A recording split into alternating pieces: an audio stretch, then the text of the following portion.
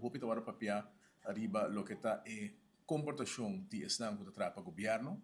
E o governo tem responsabilidade não somente para a inteira comunidade, mas também para garantizar que o estão que trata trabalho de condições agradáveis e aceitáveis, mas também que nós brinda o serviço que nós damos na clientes, na comunidade, que sabe que está de nível alto. Então, de forma não para garantizar nível alto de trabalho, mas também boa condição de trabalho, para garantizar que tem um código de integridade e que não somente o código está existir, mas que também está executado em prática. Uma coisa importante é que nós precisamos de cambio na nossa forma de trabalhar, sobre que tem gente sempre a trabalhar conforme regras não esquibi, e regras não esquibi de trabalho, mas também lei e integridade.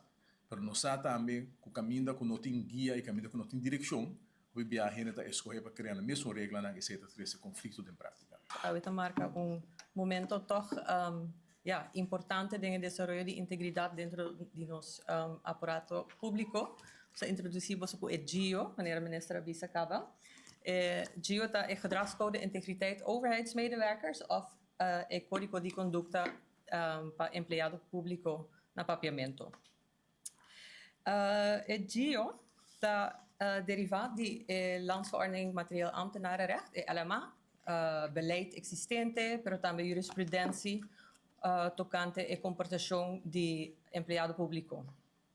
Está descrever vários guias de comportação que nós temos que eigenlijk manter nos mesmos na G, hora de executar nosso trabalho do governo.